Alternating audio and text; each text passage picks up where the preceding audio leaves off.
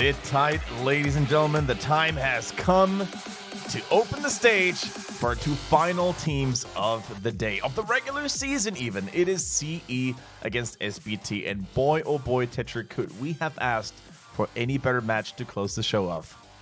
It's a solid ending. Right now, both of these teams could be in third position, depending on if CE can get a 2-0. Currently, SPT sit on 21 points, 2 points ahead of CE's 19. So once again, all CE have to do is just absolutely crush them. But if SPT win a single map, then SPT will go through to the playoffs in third position. Yep, and this is actually more important than it sounds at first, listen, because it basically means you have to play one less game, one less best of 5. It's, first of all, not a game mode or a format that China is very familiar with, because they've been playing best of 2s all season long. Secondly, a best of 5 can, under certain circumstances, get way more fatiguing than a best of 2. Just imagine if one team has to play several games and they all end 3-2. That's a lot of games that really strain you. So every game that you save yourselves matters, because it increases your chances of making it to BlizzCon by a large percentage. That it does. So, like you said, we have seen teams who can, like we said earlier, we have seen teams run up the playoffs. Our original was RPG, followed most recently by the A team, both teams that are still in the league at the moment and have the potential to try and repeat their performance. But obviously, statistically so, both those teams have failed. Neither one went to BlizzCon, neither one went to MSB. The run is difficult. You cannot expect to do a run being higher up, though, and having to win 1 game as opposed to 2, or 2 games as opposed to 3, is always going to make your chances better. Yeah, and here we have SPT. One thing is almost for certain. Their title has been snatched away by someone else, whether it's going to be BTG or someone else remains to be seen. But if SPT don't place first, they're no longer champions of China. And here, these young gentlemen playing under the banner of CE Challenge. How much have we been talking about that roster? You know, ever since Tetra and I have joined the cast for HGC China, those two teams have been the first 2 good ones that we came into contacts with. So we have a very special relationship with those. We get very nostalgic when we talk about, the glorious age of E-Star, CE, and SPT. And these 2 teams with almost the exact identical rosters are still there. Exactly. Like you said, they have managed to bring it back. They've had a couple player swaps. XTQ, one of Zhuyu's old teammates, has joined instead of Wind, as Wind has taken a break. SPT, they lost Qin Zhao, replaced him with Molly, which did not work out. Were able to acquire Lucky from the 1. That is working out a lot better, but they were able to win last phase, but this phase, they now have 2 teams ahead of them. The most gap there's ever been between SPT and a first place position. And then we've got these 2 legends, Melody C and Alufal. They have been professional players in China ever since the earliest stages of the pro scene in 2015. They've been around for so long. They have undergone some role swaps. Alufal, for example, went from support to ranged carry. Melody C started off as a melee flex. Then you have to basically, switch roles. Now he's a dedicated flex player. I think he can play it all. He's played Blaze in this ongoing season already. He's usually on that range role, though. So both players extremely gifted and extremely flexible as well.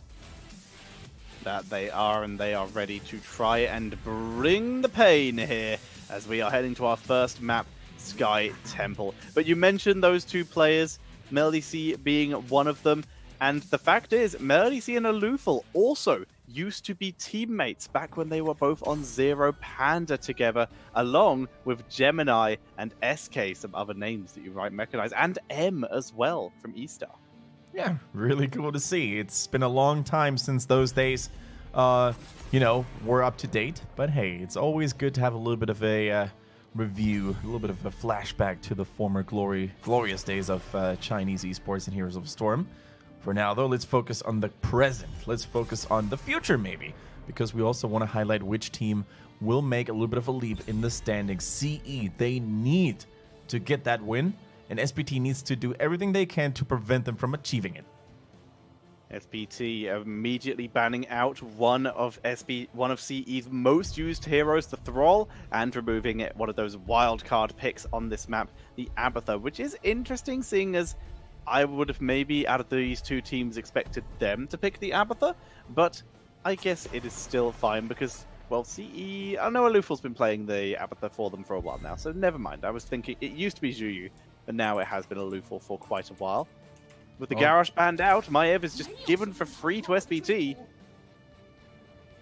And with that, that is already SPT, quite the blunder. Sorry, go ahead. Now we find it. Now we found a rhythm. SPT, like, unless they super balk this draft, I think that Maiev is just, they're so good with it. I think that might just be SPT securing second seed right now. Yep. I'm not sure if I would have let pretty good, though. The Maiev gone through. They counter it with a pretty strong response. That is certainly true. The Diablo deck Arcane we have seen time and time again what those two heroes can accomplish. But as it is, man, Soap is one deadly Maiev. And even Lucky could play it if need be. Yeah. He's probably going to play the Hanzo, though. Yeah, Lucky on the Hanzo. ZZH bringing out his Karazim because he wants something with 7-sided. Which obviously has to be Karazim. Wants something with percentage damage, something with aggression for the Deckard Cain, damage for the Diablo. This could work out quite well for them, but they do need to make sure they get a decent tank. CE, I would very much prefer them to ban out the Muradin right now to limit those options. Alright. Okay. Get rid of that Irel. They still need a soul laner, obviously. Now, already SPT, they brought themselves into this interesting state of, you know, whether Melody C is going to play the soul laner now. As we mentioned, he can do that. He has the hero pool to actually, you know, execute that. Or whether it's going to be a double-ranged Maiev with no one really taking care of the soul lane. Hanzo could probably go there and just keep the lane stable as well. We've seen those approaches as well. And with the Cassia being removed, once again, they're targeting the assassins of CE. Yeah. There's been so many role swaps there that seems to be the vulnerable point. But Reyna still sneaks his way through here, and Dahaka coming in for the solo lane. There's Illidan, there's Tyrael. SPT bringing it with a classic style, only replacing their usual Ray Guard that they ran with this with a Karazim to add even more punching power. This is a composition that we haven't really seen before, the one that SPT is rocking currently. We see a lot of comfort tools, a lot of comfortable weapons for CE here, especially with Raynor being picked. Now we're probably going to see an Alufal Zera tool. Very interesting. But the composition of SPT is really the one that strikes me, because we've seen plenty of Illidan Tetra today, haven't we? However, yes, we haven't really seen him with Maiev. Quite funny, actually, to see those two antagonists unified in one team. And also, we haven't really seen it with Karazim and Tyrael. So Tyrael had always been taken away, either, or it was ignored. Now we're having Engage, which is nice, but we also have Protection. This is true. Wow, this is very interesting. Both these comps work. CE's is a little bit more disruptive, whereas SPT's is a lot more engaging and aggressive, as you already mentioned. It's all about just winning the fights and forcing them to happen, whereas CE is about divide and conquer. I think out of those two, assuming SPT can land the Sanks, they should win. But if not, then CE's draft is still pretty reasonable, and they absolutely have the potential to take this. All right, let's see what they can do with this. I'm loving where this is going. Both teams are definitely not holding back. Both are showing their weapons right at the get-go. SPT is certainly being influenced here by other teams like the one, like the A team, you know, with recent strong Illidan showings. And can they execute themselves? That remains the big question. There aren't any classic Illidan counters such as, you know, Arthur's, such as, I would say Malfurion with a Twilight Dream. It's all pretty standard, but Illidan has lost to those standard comps before. That he has. Well, let's see who can bring this home. Once again, they are fighting for third seed here, heading into the playoffs. And on the left-hand side, last phase's China champions, super perfect team with Lucky, Melody C, Misaka, Soap, and ZZH. Facing them is CE Challenge with Alufal, XDQ, 365 KTY, and Zhuyu. That style right there. KTY roaring at an SPT spray with Dahaka. A message of intent coming in here. Yep. And having a look at level 1 talents, we are seeing the Exterminator for Reyna. Speaking of style, double thumbs up for Misaka here, rocking the golden Turiel with a pretty sexy Genji mount there as well. That is a good combo. KTY, immediate drag onto Soap, ruining that edge, that evasion value. He has to back up. He's still taking damage, finally able to back away, only barely surviving. But Lufal's on the hunt, actually. Did you see if Soap had used evasion before he got grabbed? He used evasion as he was being grabbed. Yeah, then it was on cooldown and he couldn't really reactivate it right after the tongue was over, the duration of it. Now look at that though. Lufal is being called here for reinforcements. Soap still takes damage from the tower, and Illidan, you need to know your limits, friend. Exactly the same move for the second time, but this time he had an Illidan. There was one less tower, but sorry, this time he had one less tower, but this time there was a Zeratul. Easily able to shut that down. Early seems to be careful where he's standing. Oh my god, KTY is on fire this morning, afternoon, whatever time it is, as we see Early C backing up. He will survive, but KTY landing every single drag. I think KTY really stepped it up already. Remember yesterday when he showed us some unusual weaknesses in the early game when he was ganked twice on set Dahaka? Very unusual to see him, you know, donate kills over to the enemy team twice in a row. But today, he has made more than up for it, enabling a kill into Illidan, almost enabling another one on Melody C there on the Maiev. So yeah, KTY on fire. Don't underestimate that guy. We kept calling him, you know, a little bit of a pillar, a little bit of a unspectacular, though reliable player, and he is about to prove us wrong. Melody C going to be grabbing himself a nice little camp up here. Hanzo is having issues, quite frankly, in the bot lane, but finally he's going to be left alone. Siege Giants running into the minion wave, and Reyna deciding it's better to rotate and start that bruiser camp than to empower them. All right, SPT, they're not done pushing through the top lane yet. As Tetra said earlier, one tower had already fallen. Illidan, though, is probably going to have to play with more caution and diligence here. We see the level 4 kick in for both teams. Bound by Law for Turiel makes him a lot stickier, makes him a lot more efficient when it comes to chasing people down. Maiev, hang on, Ju taking a little bit of damage, able to sustain through this though, only barely tackle onto Illidan, but Soap this time will survive. Yeah. But that is sudden vengeance coming in for the Maiev when she uses Blink within... Oh, hang on, she might have to use Blink here if she wants to survive, doesn't have enough cooldown. And Maiev taking out CE, winning in the kill cam right now. But when she uses Blink within 0.35 seconds of Spirit Vengeance hitting an enemy hero, it causes the Shadow to explode, damaging all nearby enemy heroes for 5% of their max health. So it's all about that tank shredding. That's it pretty also crazy. means you are delivering yourself right next to a tank, which isn't the wisest move.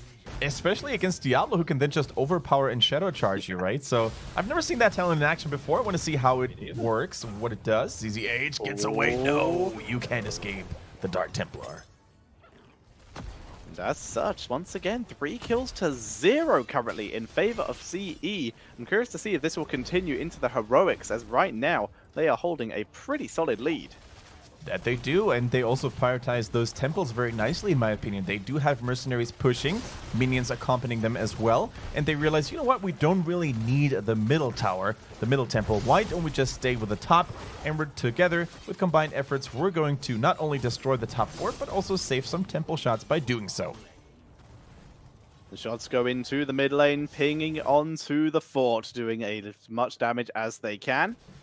In the meantime, Illidan moves down to the bot lane, waiting for his opportunity to strike, as right now, level 7 is available. They're going to try and kill off KTY. I'm getting the feeling that, I was about to say, I think Illidan's going to be dragged and survived. In this case, it was Karazim who was dragged and survived. So I was wrong in every single way. Good stuff. Karazim was the one getting hit, and of course, thanks to his superior mobility, he was able to escape the tower shots pretty handsomely. Now, in terms of other talents and other talent builds, I don't think we see any major surprises here. Turiel sticks with the Swift Retribution. Very useful with Illidan, can boost his movement speed and attack speed quite tremendously as long as he stays in the smite. Illidan, though, careful. That overpower was not too shabby. Uses friend or foe to dash to safety. Good ability. Gets him out of there, keeps him safe. Lufal is revealed by Turiel. But now, level 9 available for CE, level 8 only barely started for SPT. They're beginning to fall quite behind. And that's going to be level 10 available for CE likely when the bottom temple is up. So they're going to get several free shots here. Yeah, they need to be super careful. Like, they're facing a lethal on Zeratul. And when you face a Zeratul and you're about to lose the level 10 race, right? Meaning the enemy team gets a little closer or gets it a little faster, then you always need to be on your toes because that short period of time in which the enemy team does have the advantage could be used by Zeratul to lock you down in a Void Prison and for the enemy team to then collapse on you, especially, Tetra, when there is a potential for Void Prison Apocalypse, something we haven't actually seen in quite some time. Very true. That could be an option. And with, yeah, no ace in the hole, there is a pretty good chance we can see this. Right now, they're using their talent advantage to try and kill KTY, and CE grabbing the boss while they can. KTY will die for this. This will be a sacrifice. Oh my god, Soap's gonna die. Oh my god. 1-for-1 trade, boss taken. CE, even losing that member, they come out big here. Tactical feeding at its finest. It wasn't even feeding. It wasn't even tactical. It was just superior fighting by KTY, to be honest. Realizing that if he bought enough time for his teammates, they would be able to get that boss in the bottom. They would also be able to get the majority, maybe even the entire temple in the bottom. He got a kill, even experience count. Fantastically done by KTY, who continues to be the leading character in his team up to this point. And with that boss getting taken out, SPT, they now have level 10. We see the containment disc coming in here. They want to try and isolate individual members.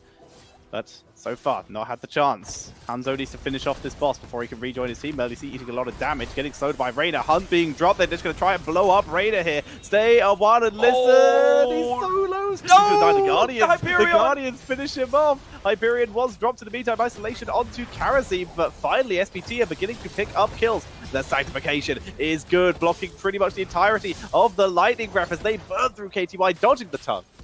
Jimmy activating Matt Horner's Hyperion there, but unfortunately the Guardians are killing him, or were killing him in the process because they got triggered by that battle cruiser. However, it was still debatable whether it was the wrong or the right move because they were able to get the return kill onto Maiev with that additional damage coming in from the Hyperion.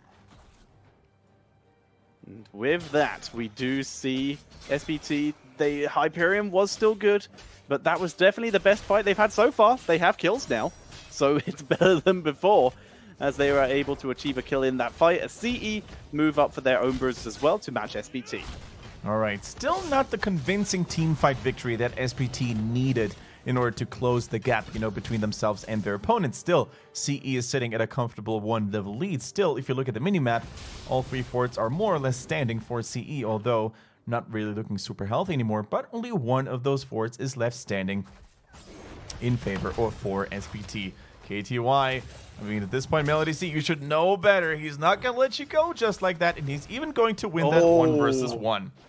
He dodges the isolation, though, and he clutch. escapes Melody C. That was max value. What a god. Want to buy Mephisto and consume souls? Please let me hot swap heroes. Put me in, coach! How different do you think this game would be if you could hot swap heroes during a game? Oh my, Overwatch style? Oh my goodness. That would be amazing, actually, if there was a game mode that allowed you to, once in a lifetime or maybe twice, swap your hero in the middle of the game. This is Ayawad and Listen only really gets 3 members as they're all woken up quickly. Sanctification once again with the containment disc. 365 gets deleted. Now it's all about Zhu. In the meantime, Zeratul dies to Karasi. The VP not enough to save him. Melody C once again escaping certain death as Soap is just wrecking the backline. Reyna saves Illidan from the drag actually accidentally with the penetrating round, and as such, Reyna will fall. Yeah, that was a little unfortunate and too chaotic here for CE. The fight was happening all over the place, and when you spread out, when you give Illidan the chance to actually, you know, hunt down an individual target, in that case it was Raynor, he's uncontested, he won't really get bothered anymore, and that's when he is the strongest. KTY, round 4, 5, 6, whatever you want to call it, they're trying to take down Dehaka so desperately, but he's yet again too tanky, too resilient. Now, it's not all dark and gloomy for CE, though. There is a little bit of a push going on in the top lane by the mercenaries. It's a little bit more dark and gloomy now, though. Dragon Arrow comes into the backline, and with that kill, the isolation misses as well, and Luful gets destroyed. And suddenly it's even more dark and gloomy. I was about to say that seven-sided just wrecked Diablo. All Souls gone with Zeratul down. It's all about KTY. He's taken out as well, and that is another triple kill coming in for SPT. They went from 0 kills to 8 in under 4 minutes. And now, in this moment, we see something that happened to CE yesterday as well, when they played against the A-team and they lost to the Alrek Zul'jin combo, which on paper, nobody would have expected. But the mistake that they made was that they kept fighting over and over again without, you know, calming down, settling down, analyzing the situation and being like, okay, guys, we just lost a couple of team fights. Let's see what we can do. Maybe we can find our rhythm back by playing the macro, stalling things out until we're even talents. Yesterday, they kept fighting. Against SPT, Maiev, Illidan, they cannot afford to make the same mistake twice. Exactly. That Maiev is so punishing. Illidan is just being given a free reign in the backline. For now, though, with that Maiev, we're seeing that bladed armor, getting that extra armor every time the Fan of Knives hits. And then, to assist with that, Vengeful Knives coming in at level 16. All right. So far, so good. Now, there is a couple of really dangerous, you know, trapping and catching tools available for SPT. That Maiev, though, gets a little in too deep. She has a couple of escape tools available, though. Now the Hunter becomes the hunted. Oh. Zeratul needs to be so careful. Zeratul is inside the containment disc, and apparently the containment disc is affected by the Void Prism as they get into the sag and kill off Diablo. That is a very interesting interaction, but another good triple kill coming in from SPT. But yeah, did you know that containment disc could be affected by VP? That's actually amazing to see. I haven't actually seen the interaction between those two time stasis effects at all. Yeah. Would love to see a replay, in fact. I don't think we're getting one as the boss has already been taken. Now would be a good time as that boss is just going to be pushing for a while they do mercs. But yeah, I had no idea that was a thing, and Zeratul accidentally trolled himself by trapping himself inside that while everyone else was able to escape. Yeah, I think those abilities were probably popped at almost the exact same time, and this one time when I was actually about to say Zeratul is safe, right? He can move. No, he was not safe. He was cat. He had to taste and swallow his own medicine there. And as such, with that boss with the Siege Giants coming in, this is going to be the first keep of the game at minimum. The question is, what else can they do? Zeratul with a quick cleave, gets punched in the face. Good dash back by ZZH as well. Boss at half health, keep down. You might be right. Double mercenary camp here as well. Illidan goes deep. XDQ gets taken out. And Maiev is shredding the... Get sleep. We've been shredding the backline when she wakes up as the boss moves on to the core. Zeratul going good damage. Lightning Breath is good. ZZH barely survives. The isolation on Maiev is not enough to finish her off. And that might be it. The one person who's at full health is the one person who needs to be. And so, ZZH, Misaka, and Melody Z take number 1. That was an amazing game there towards the end by SPT. They lost the early game pretty darn hard. CE, you can see 365 on the left-hand side, absolutely shattered. They can't believe what just happened. A 2-level lead turned against them just because a couple of really, really unfortunate team fights. Yeah, they got battered in the late game. Yep. Like you said, it wasn't even like 5-man team wipes. It was only triple kill after triple kill after triple kill after triple kill, because they, like I said, they went from 0 kills to 8 in about 4 minutes, and then that snowballed even further from there with that boss being taken after another triple kill. Crazy. It was all about that end game push. And at this point, when something like that happens, in my personal opinion, obviously I'm not, you know, I don't have access to their team comms. I don't know what they're doing outside of the games, but losing this many team fights in such a short amount of time usually lets me think that there's a shot calling issue. Like nobody's making the calls, right? Should we fight? Should we not fight? Should we do? It looked super chaotic. It did. I think you might be right. That was a potential issue. I believe Wind might have been the shot caller for CE. Maybe Zhuyu? I don't know if there's a shot caller for CE. I'll have to ask that next match. I mean, some teams, even in China, make it very easy for us to, you know, recognize who is probably the leader. Like Soap, for example, on the side of SPT, where like we know him to be a very vocal player, both outside the draft, outside the game, in the draft, and inside the game. So he's definitely going to have his voice to be heard. But for CE, we don't really know that, especially with their main tank player, who oftentimes are shot callers in game. being absent this time around and Ju hopping on that role. That would be an interesting question during an interview, actually, if one of us ever gets the chance. Yeah, I will. We'll be sure to ask that probably next Eastern Clash, because right now, CE, we don't even know if they're going to BlizzCon yet. So even if we knew if we were going, we wouldn't be able to ask them. That is very true. Very much true. So, Tetcher, in CE, they're basically one step further away from, securing their BlizzCon tickets, because they can no longer close in on SPT, which means one more series to play during the playoffs next week. Exactly. This next map does not affect the positioning in any way, because SPT are now secured in 3rd seed, meaning that our final lineup of teams from first to last for HGC China heading into the playoffs, first beyond the game, and the one super perfect team, CE, RPG, A-Team, KT, and Team Nut. Wow. So now we have the standings in place. Pretty much that last game is pretty much for CE to reclaim their honor, maybe, to build up morale, because they took, if you bring up CE's most recent match history, Tetra, I think they had to suffer some crushing defeats, not only against KT as of late, but also against BTG, where they weren't able to succeed. The one dismantled them 2-0. Yeah, they struggled against the A-Team and RPG, teams that they used to have no issue with back in the day. Yeah. They were able to beat Team Nut, but that, to be fair, that was not Team Nut's best day. Team Nut playing really well, not very well against CE, and then really well against SPT. Yeah. I want to say, we're going back to Team Nut here, but if we look at the score of how many points each team has, Team Nut have half KT's points, and that is the next team above them. They have 5 points, and the next highest above them is 11, and the max is 29. That is not representative of how good Team Nut were this season. No, not really. And I want to compare CE and the slump that they seem to find themselves in right now to the earlier Team Liquid in 2018, where they seem to be looking so strong, but at some point the morale just broke, and they couldn't really seem to find victories no matter how hard they tried and no matter who they played. So I think also from a psychological point of view, it's going to be very hard for CE to come back in good shape. They do have a coach, ironically enough, compared to some of the other teams who don't have one. But it's going to take Zeron, the Korean coach, and his boys a lot of work to make that happen until next